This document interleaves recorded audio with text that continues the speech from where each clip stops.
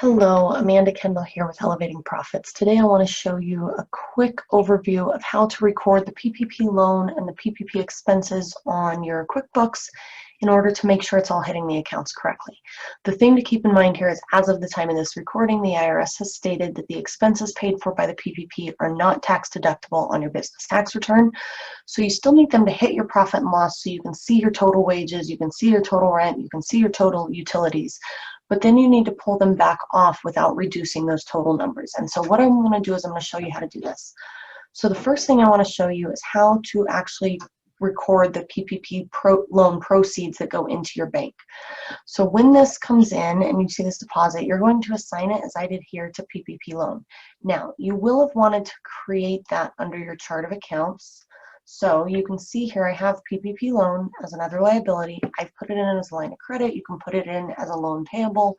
That piece of it is not so specific because the payments you're making out of it are going to be, quote unquote, the payments towards the loan.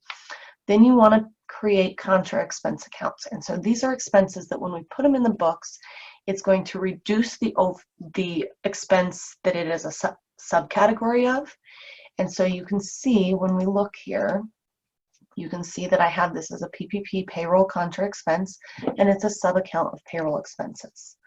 I also have our rent one as a sub-account of rent or lease, and that allows us to, here in a moment, you'll see what I've done.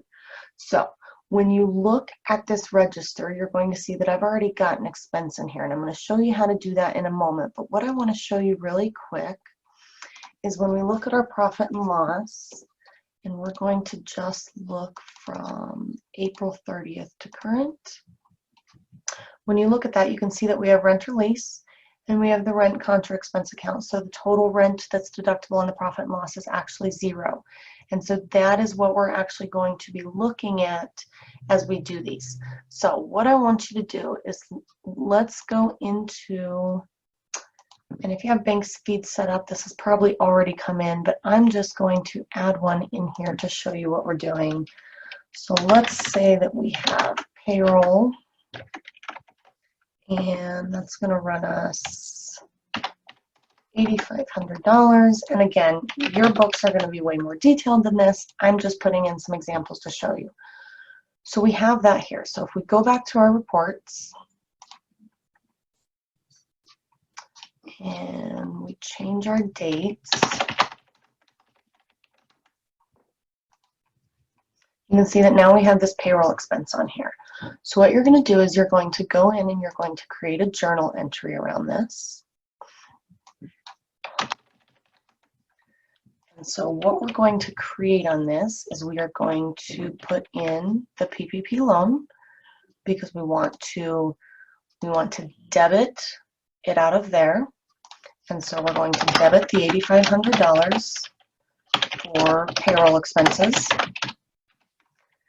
And then we're going to create that, or we're going to, our, pardon me, our opposite account is going to be the payroll contra expense. And so that's going to be the $8,500.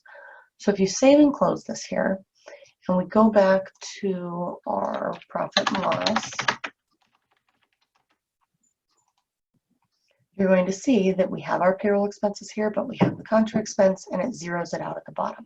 So that is what you want to do for all of the allowable expenses under the PPP that you're going to be claiming. So then if we go over to our reports here and we look at our balance sheet, you can also in turn see that our PPP loan, when we look at that, we have the $50,000 we started with, we have the loan that came out, we have the payroll expenses that came out, and this is what we have left. So this is a really great way for you to see how much of those proceeds you still have left to use for allowable expenses. And it's a great way to get the expenses on your books so you can see what you are spending, but also making sure that you're only claiming the deductible amount. Hope you found this helpful. If you have any questions, you can always reach out to us at success@elevatingprofits.com.